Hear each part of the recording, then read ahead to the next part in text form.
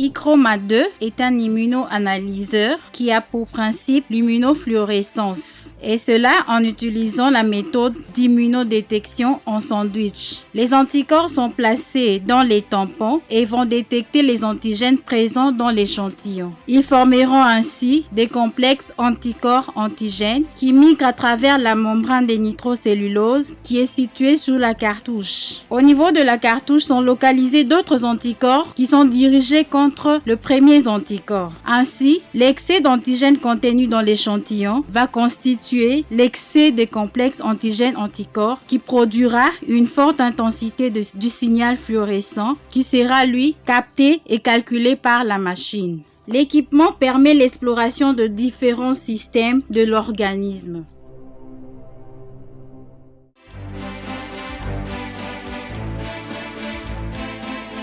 PSA, antigène spécifique de la prostate. C'est une glycoprotéine sécrétée exclusivement par les cellules de la glande prostatique. Les concentrations de PSA s'élèvent devant toute affection de la prostate en évolution, notamment un adénome prostatique, une prostatite, mais également en présence des tumeurs malignes de la prostate.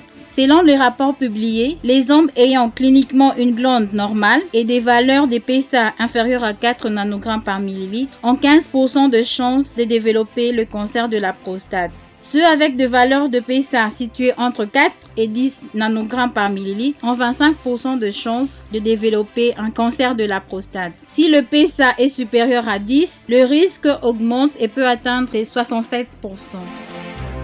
Alpha-fétoprotéine, AFP. C'est une glycoprotéine du sérum fœtal que l'on retrouve dans les sérums maternels. Après la naissance, elle disparaît et sa réapparition signe de pathologie. Elle s'élève ainsi en cas de pathologie hépatique, notamment en présence d'une cirrhose hépatique, une hépatite, mais également en cas d'adénocarcinome de la prostate. Elle peut également se retrouver dans d'autres cancers, notamment les cancers des testicules, des ovaires, des voies biliaires, de l'estomac et du pancréas. Ces tests n'est pas indiqué chez la femme enceinte.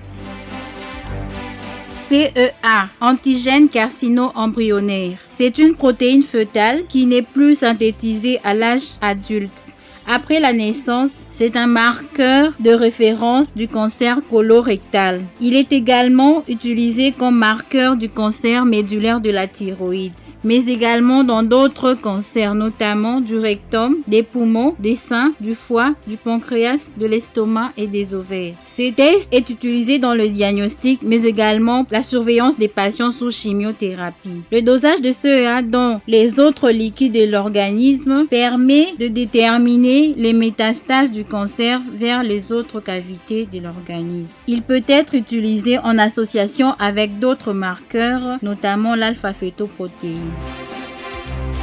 IFOB-NEO. C'est un test sanguin occulte. La plupart de cancers du côlon commencent par le développement des polypes intestinaux qui sont fréquents chez les personnes âgées de plus de 50 ans. Et ces polypes consistent en des excroissances qui font saillie dans la lumière intestinale ou dans le rectum. Étant fragiles, ces polypes peuvent saigner par intermittence, par exemple lorsqu'ils sont en contact avec les déchets alimentaires, et laissant libérer généralement pas visible dans les selles, mais il peut être détecté par le test IFOB qui est un test sanguin occulte. Cette petite quantité de sang peut être le premier signe, parfois le seul, pour diagnostiquer un cancer du côlon. C'est donc un outil de dépistage précieux pour le cancer colorectal.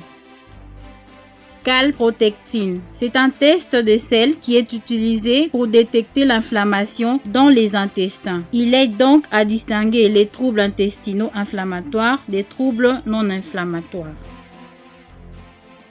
IFOB calprotectine comb. C'est une combinaison de tests IFOB et calprotectine. En soins primaires, il est difficile d'évaluer quels patients présentant des symptômes intestinaux sont porteurs d'une maladie importante comme le cancer, l'adénome à risque plus élevé ou une maladie intestinale inflammatoire. La combinaison du test IFOB calprotectine aide à diagnostiquer la maladie intestinale importante et pourrait guider les personnes nécessitant une investigation.